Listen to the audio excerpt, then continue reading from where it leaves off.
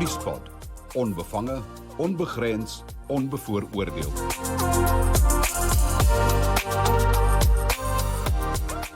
Well, hello and thank you for the invitation.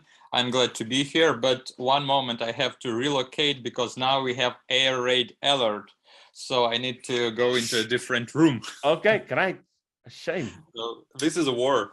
So yeah, I have to be in a safer place according to the rules that we have here, just for safety reasons. Run before they eat you. Yeah.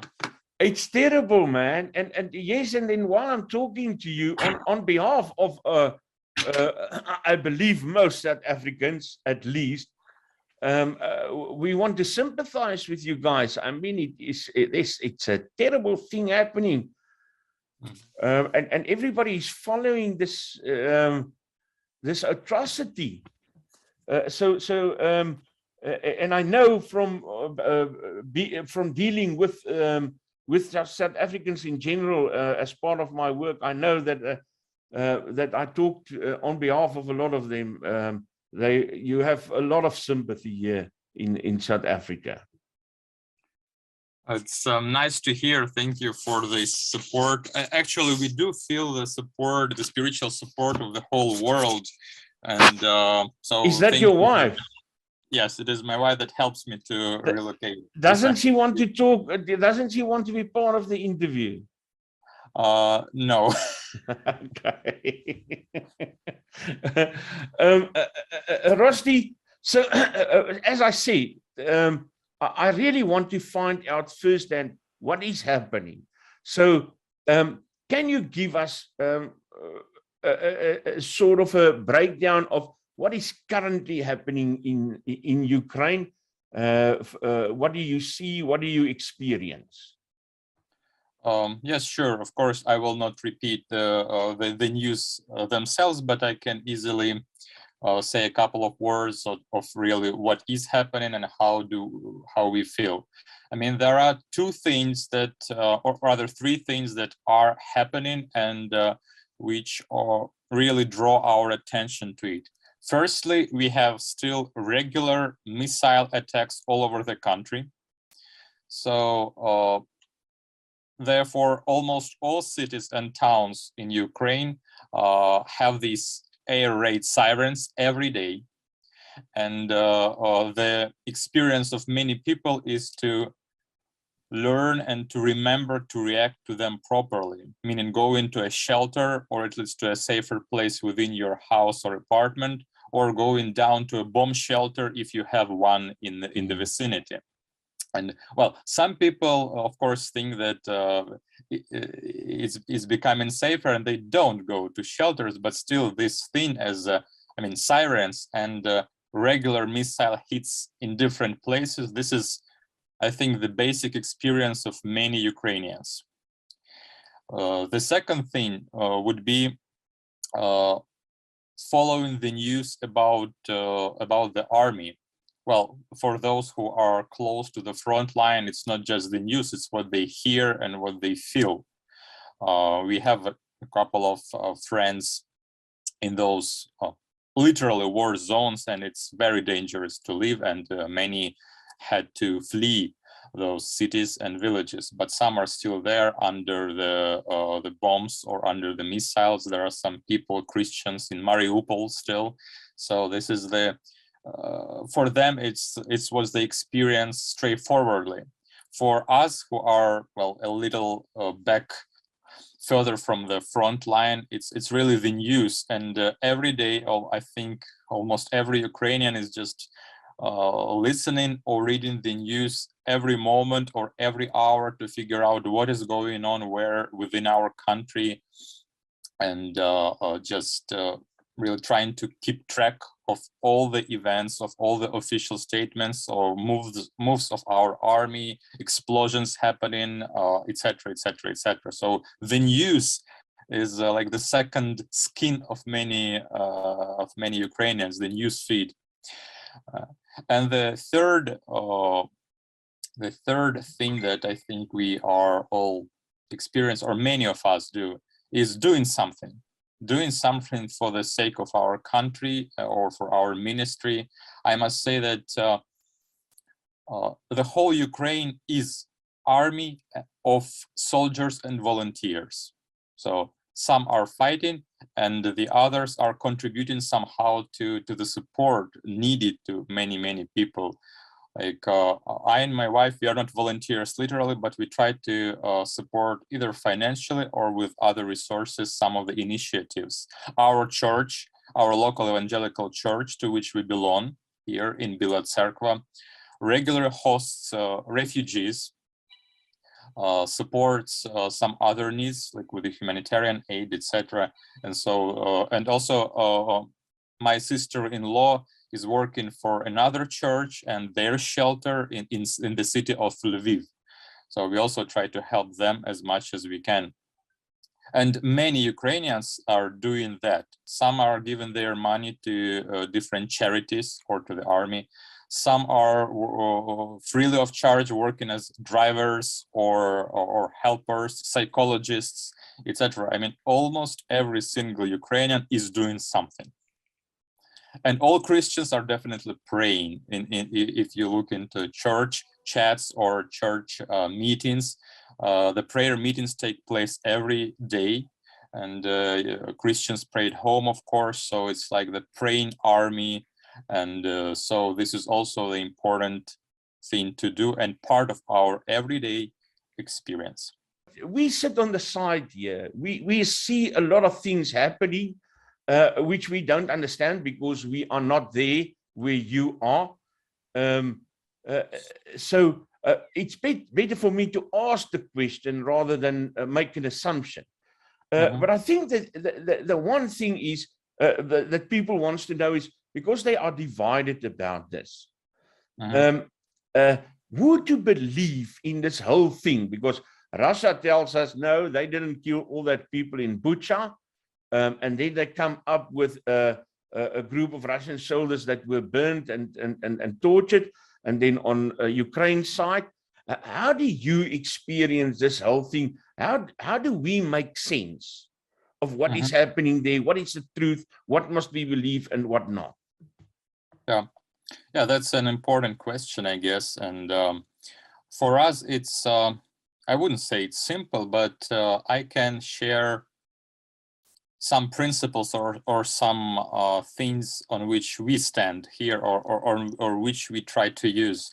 As you know, one of the subjects I teach is critical thinking.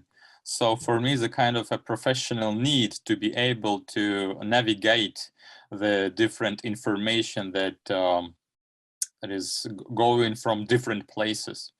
And one thing for me has always remained is trust the evidence or trust those who have seen that. So the personal connections and people who are sightseers, who are really like testifiers to what's happening, I mean, this is the important and most important and the safest source of information. Like for Irpin and Boetsja, on one hand, I have quite a number of friends who were there and who confirm at least the destructions and who confirm that some of their relatives have been injured or disappeared or died. So that's one thing. And the other is that I have a number of friends who are volunteers and they traveled to Boetsja yesterday. Like one of them is Fedor Raychinets, a professor from a Ukrainian Evangelical Theological Seminary, for example.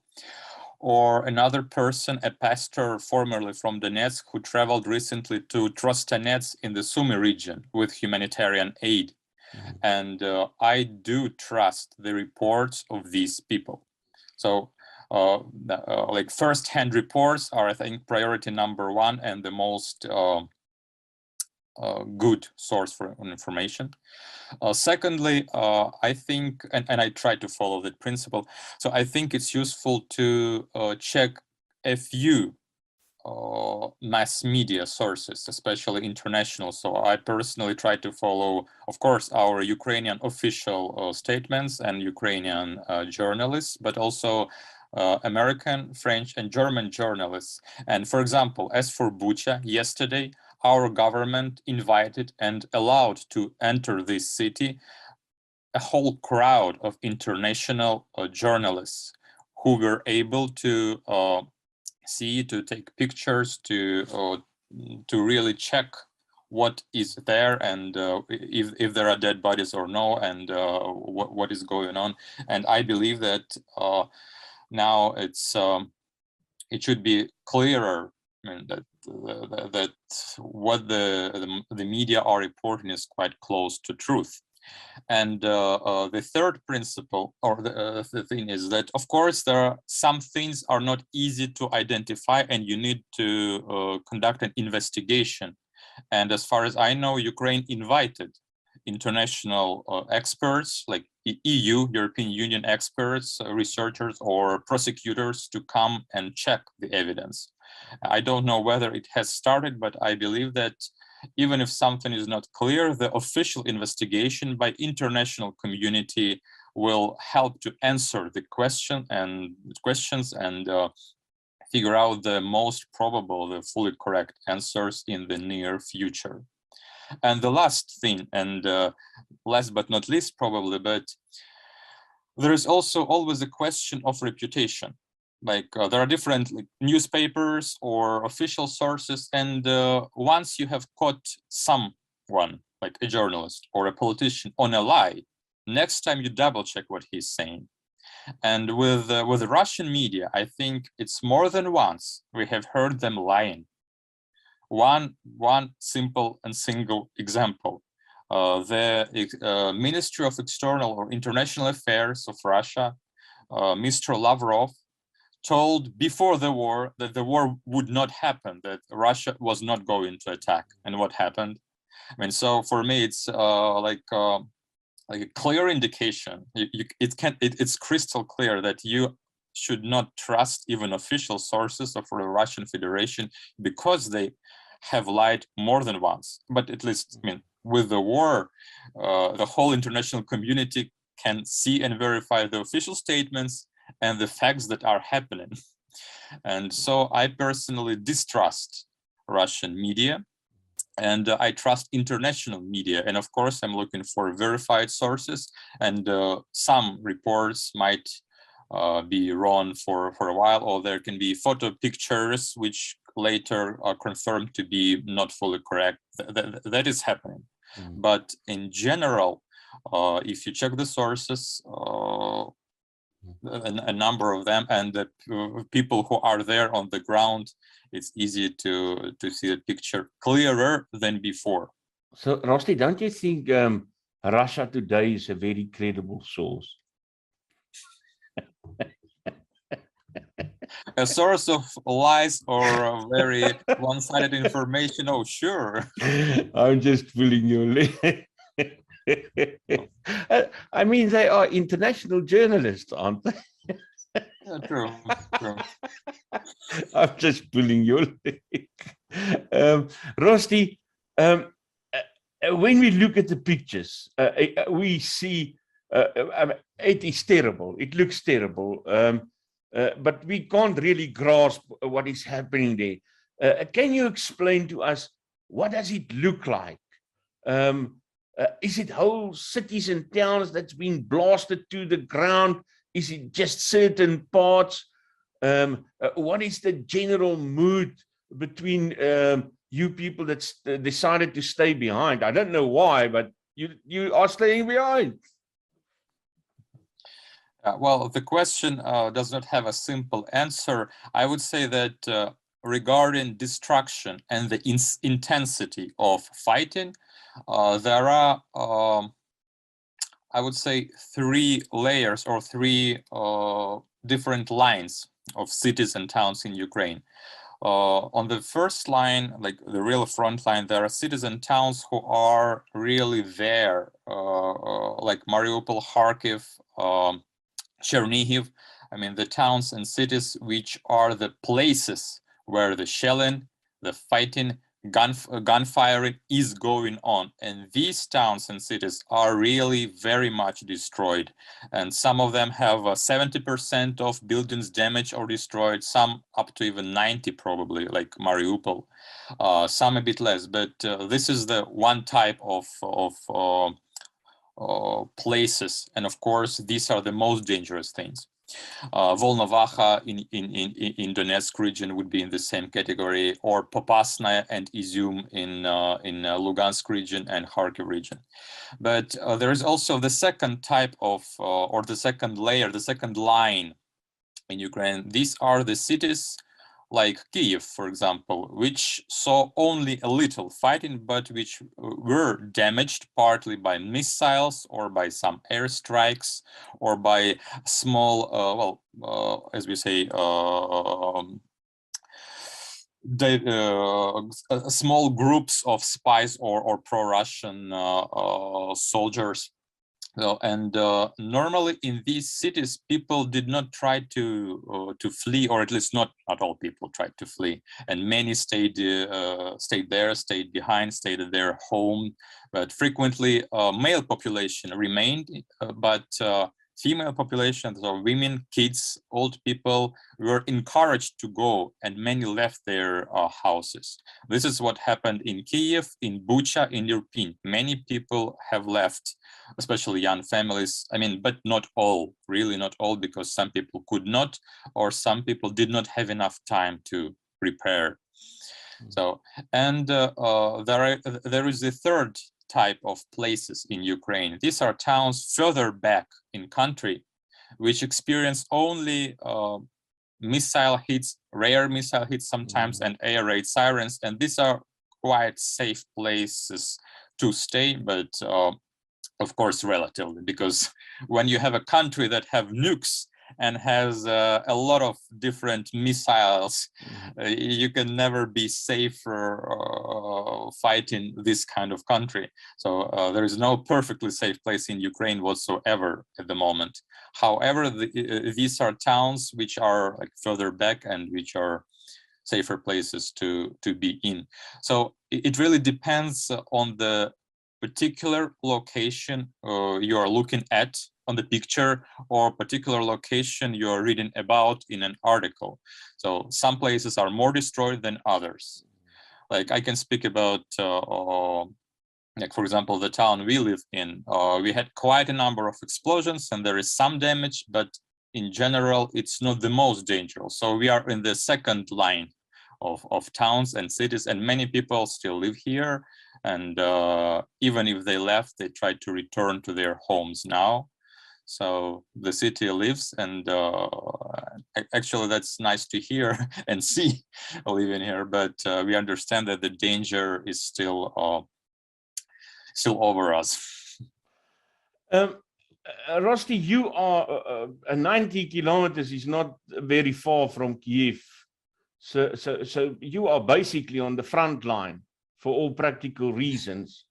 And I mean, you just had to move in because of a siren going off. What does it do to you emotionally, living in such circumstances? I must admit that it's very hard. It's very hard to live, and I would answer the question by mentioning few emotions that I must say fill my life now. The first one is a really like not a depression, but very deep sorrow and grief, because we see those pictures, and I have friends reporting from the ground, from Boetsja and from Kyiv. And we have our mother-in-law who spent almost a month in Mariupol and has recently been evacuated from there. So we hear those stories and see those pictures. It's devastating for us, because these are places of our land. These are our relatives, our friends, and the places where we used to live or travel to or teach. Like in Irpin, there are in Irpin, in Pushcha Vodica, there are a few seminaries, and I taught in 2 of them, and they are damaged, partly destroyed, and that's just devastating to see, as well as to see those dead bodies and know that some colleagues of mine are dead, or their houses are totally destroyed. I've received the news from Kobus, a common friend of ours, that the head of the theological seminary, Yes. Is it in Boetsja? Yes, he was killed in Boetsja, right? Was found as part of the killings in Boetsja. He was one of the victims of the killings in Boetsja, I believe. Yes, so it seems. Yes. So it's terrible. I yeah, cannot think what to feel for you. It is such, I think it must be so much emotions going through you. Yeah, and I mean, this first one, like total devastation and absolutely deep grief. Like when we started receiving pictures from Boetsja late Saturday, I think for like 2 full days, I was like half dead emotionally, and many other people were and still are. But there are also other emotions that take place in our heart, or really fill our entities every day. One is, I mean, the other one is anger. What we see makes people angry at the enemies. And I would say that some people even are really hating the enemies. I try to control my emotions, but hatred I can just think, Rosti, but because there's one thing that I want to ask of you, and that is the feeling, the emotions one must experience when walking out of your house, going into a place that was just a month ago, there was beautiful buildings, and now it's all shut down. How does that feel? Well, it's killing us emotionally and mentally, and it's hard to live with what you see. Even though in my town there are some destructions, but not so much. But I know the feelings of those, especially ministers and colleagues in Kiev and Irpin who stayed. It's really killing them too. But well, as Christians, we just try to hold on to God and try to pray and read Psalms of David, which has a lot to say about those kind of emotions. Anger, questions to God, like why it's happening, Lord, why you have left us, or how long will it continue? I mean, these are our common prayers every day, and this is how we try to cope as Christians with what we see and what we feel. I once read a story, an article, a story in an article about the war in Poland, and it said that that when so much destruction happens around you, and you lose so much things, everything else becomes unimportant, because here you sit, then you are maybe a professor at the university that's destroyed, or you were a big businessman, and here you sit next to the same fire with the same destruction all around you, and everything else becomes unimportant in life, and all that's left, this article said, is your belief in God, or even not believing in God. All you have is the belief of staying alive for the next day. Mm-hmm. I think there is part of truth to this statement. I agree.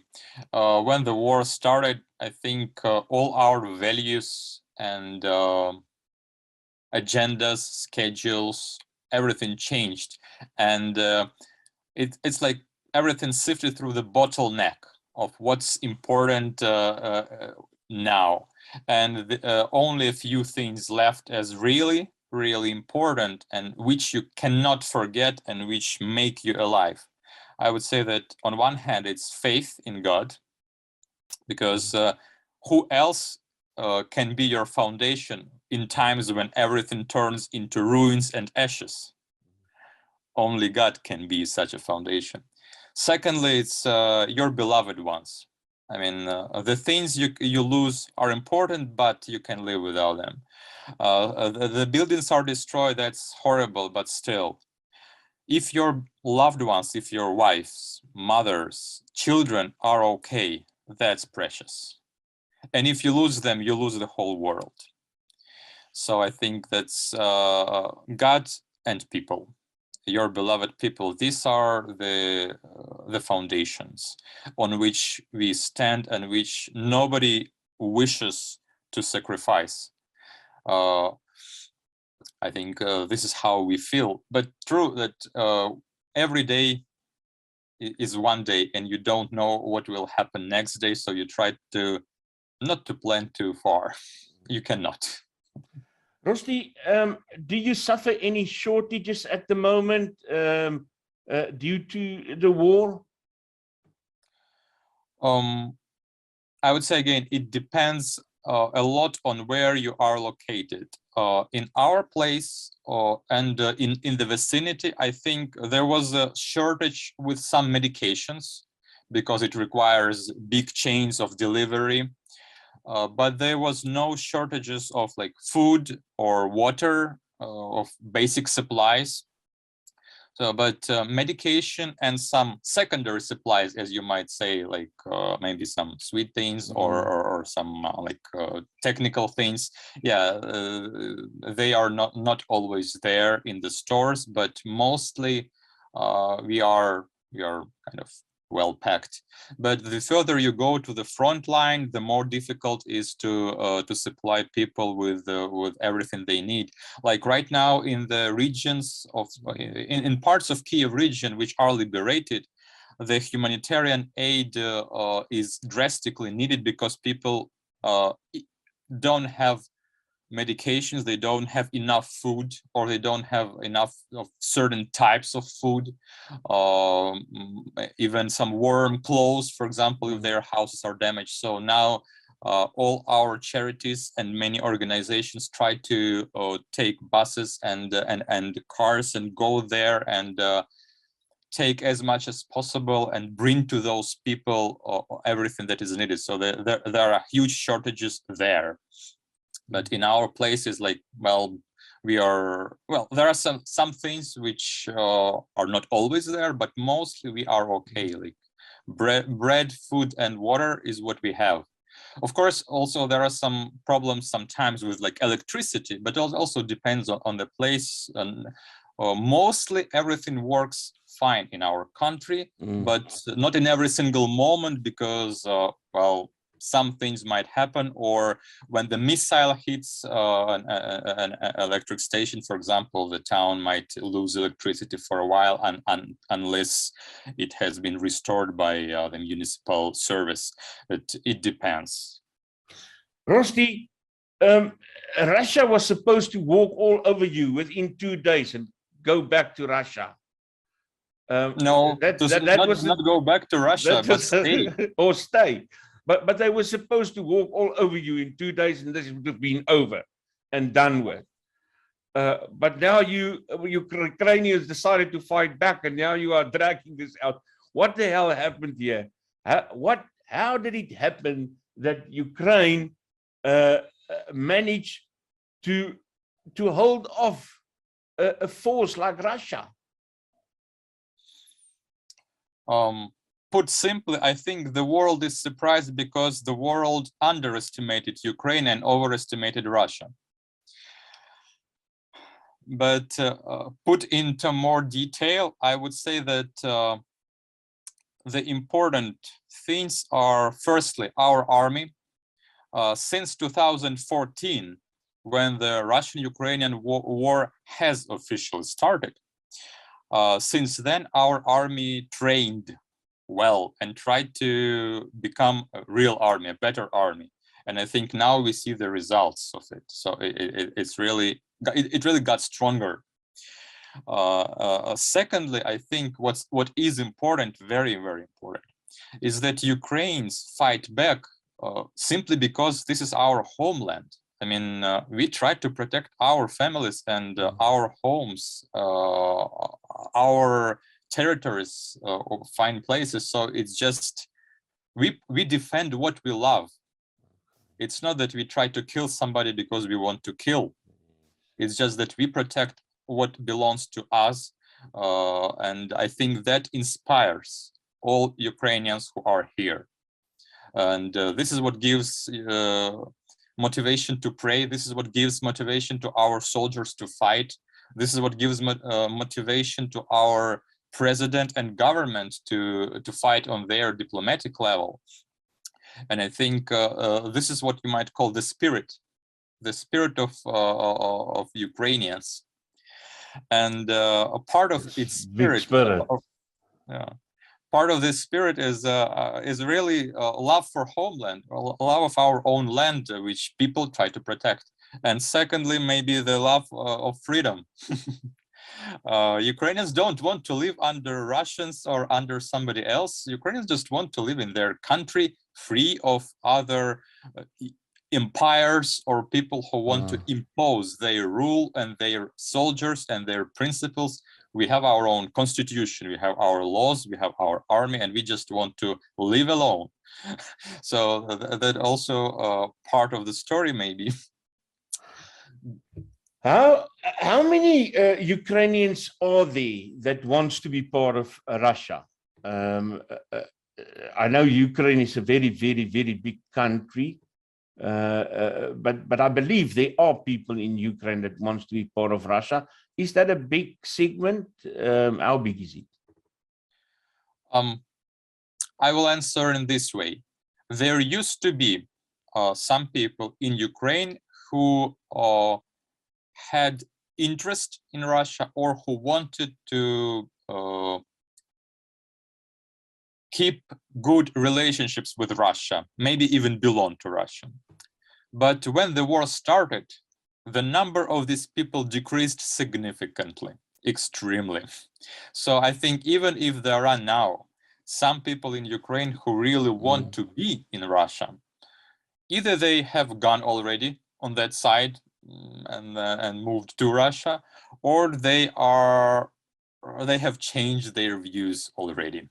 So that's insignificant segment of society. Among my friends or relatives, there is none who wants to be in Russia or who wants a Russian army to come and liberate, as the Russians put it, liberate the country from Ukrainian Nazi regime, as they say it. None. What's the story with Donbas and Lugansk? That's a very sad story. I am from Donetsk region, so I and my wife and our families come from Donetsk region. So the tragedy of Donbas is very much our personal tragedy, and Donbas is actually, well, it was divided in their views or in their sympathies. Within Donbas, there were people who were very pro-Russian and there were people who were very pro-Ukrainian. And after 2014, most pro-Ukrainian Donbas inhabitants moved further west to Ukraine or remained on the Ukrainian side of Donbas region. And some of those who supported Russia, of course, remained in Donetsk region, and they are still there. And now I think Russia uses the Donbas issue very much as a precedent, or at least a casus belli, or the reason why their efforts to conquer Ukraine are justified. So Russia uses the topic of Donbas as a big problem that needs to be solved. And the problem is that Donbas is Russian speaking mostly. Like, I'm from Donbas and I am Russian speaking Ukrainian. of course, I speak Ukrainian too, but from my childhood, Russian was and still is my mother tongue. And so, because Donbass is Russian speaking, because it has always had ties with Russia, and because supposedly Ukrainians did not let Donbass become an independent state as Russia wanted. I mean, all the story of this People's Republic. So because of that, Russia tries now to invade Ukraine and to protect these self-proclaimed People's Republics. So, and now we are probably about to see the battle for Donbass, as some experts say. So now the most important battles are already happening in the Donetsk and the Lugansk region, near Mariupol, near Volnovakha, Donetsk, and Lugansk.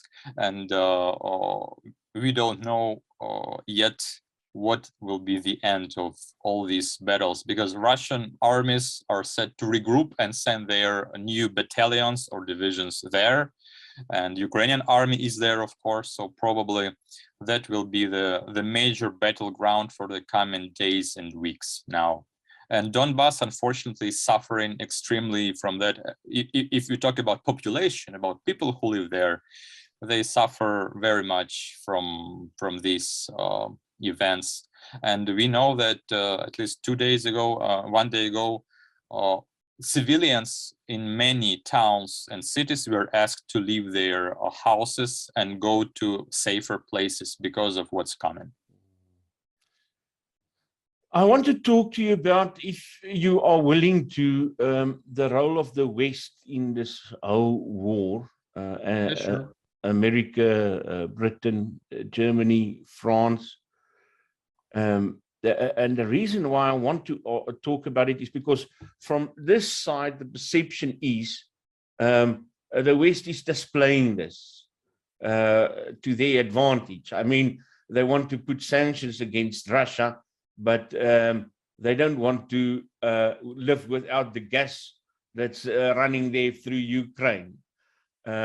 They are not willing to put in a no-fly zone, stuff like that. How do Ukrainians feel about the role of the West in this war? Yeah, I would say that there are two opinions that Ukrainians express. I have quite a number of friends, some experts and colleagues, some just ordinary people. So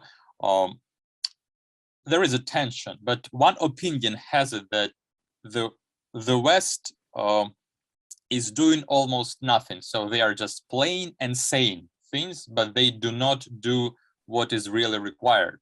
So this is a very strong opinion, especially people who suffered most or who lost their families and their houses. They are very emotional about it. Like, why wouldn't West do more? Why wouldn't they give more armor or more weapons for us to defend? Because if they gave some things earlier, it could have been that our house or my mother or my wife would be alive. And our army would be able to protect this place. And this disappointment with what West is doing is a part of societal sentiment about the West. And the second opinion, which most not most, but some experts are really saying, is that yes, the West is not doing enough, but they are doing a lot. And we need to be thankful for the weapons they give, for the sanctions they do, but still we need to be thankful, but require more. So like this position tries to be moderate or balanced. And I personally closer to this one. So does West does enough? No. I think even if no-fly zone is not an option for NATO, but I think many countries could have supported us better. But are there good things that are coming from the West? True, there are, and Britain and partly the United States to a little extent Germany and Poland, for example, they support Ukraine with many other things. And I would say that we appreciate that.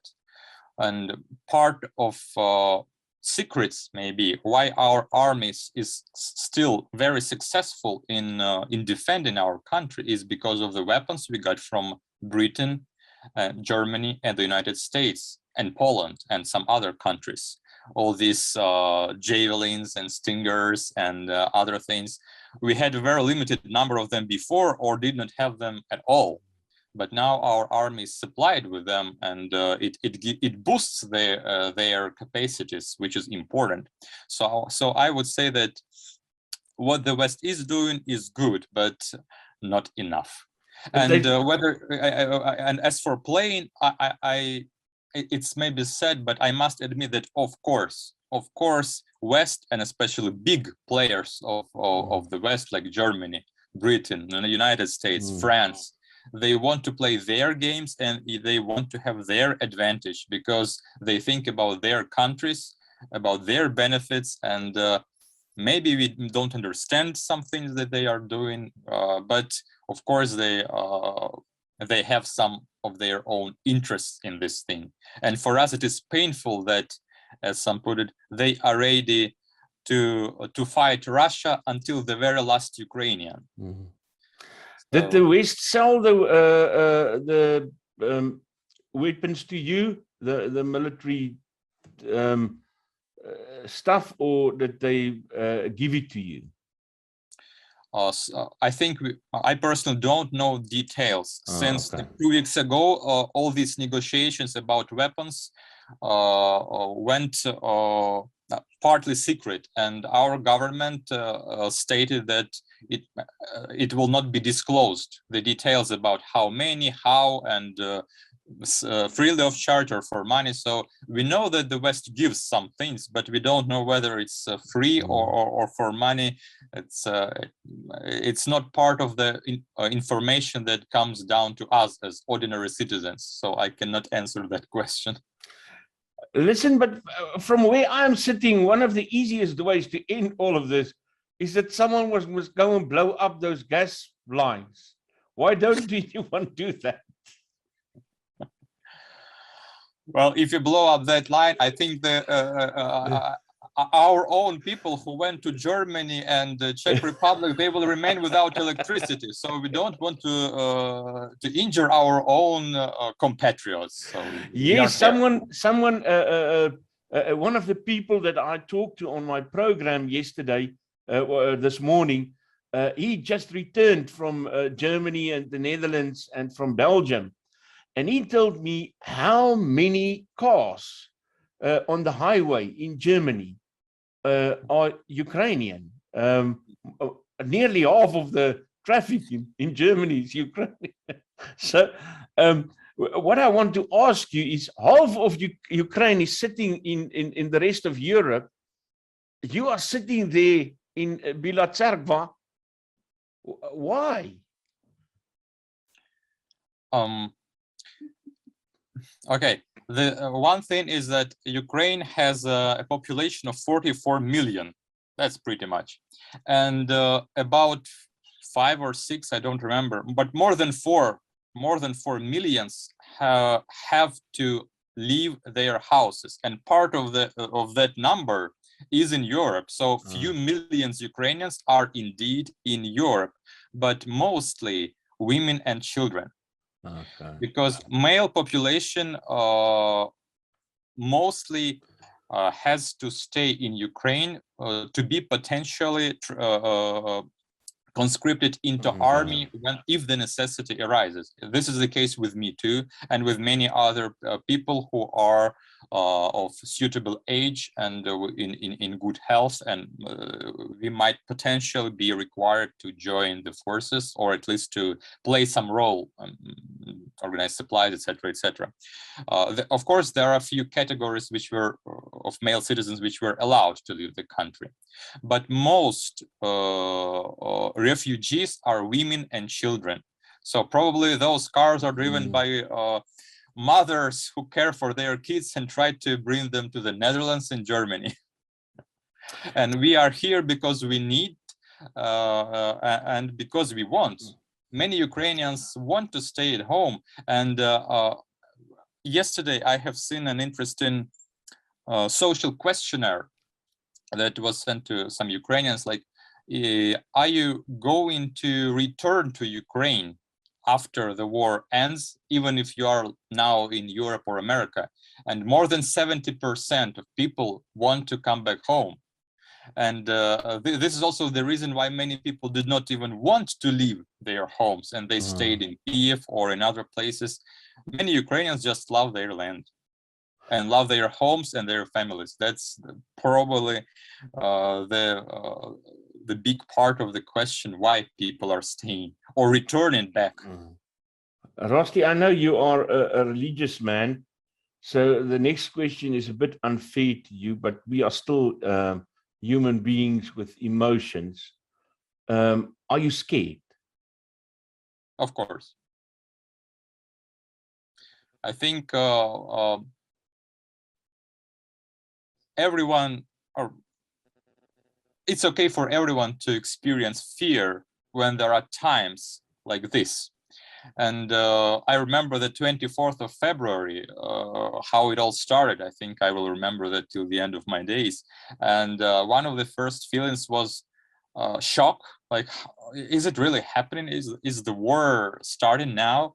And the second was fear, like, what is coming next? How it will proceed? What are we going to do? Whether we'll be killed or not? I mean, this whole array of fears. And now that we are that we got used to live in the war rhythm or war mode, it's maybe easier a little bit, but the fear is still there. And when you hear a siren, or when there is an explosion somewhere, or when you hear from a neighbor or a friend in another city that they got a missile hit, you immediately feel the fear for those people or for those towns. So fear is with us. You cannot live without it. You can only try to cope with it or try to overcome it with hope. So I would say I personally try to overcome fear with hope. Rosti Tkachenko, thank you very much for talking to us. All the best for you. And I think a lot of South Africans will say that to you as well. You had me very emotional. You have me very emotional now. But all the best. Thank you. I'm glad to share some of our experience. I hope our stories will be beneficial to those who hear them. And thanks for prayers and support. Stay blessed in South Africa. I'm sure they will. Thank you, Rosti. Keep well. Nuuspot. Onbevange, onbegrens, onbevooroordeel.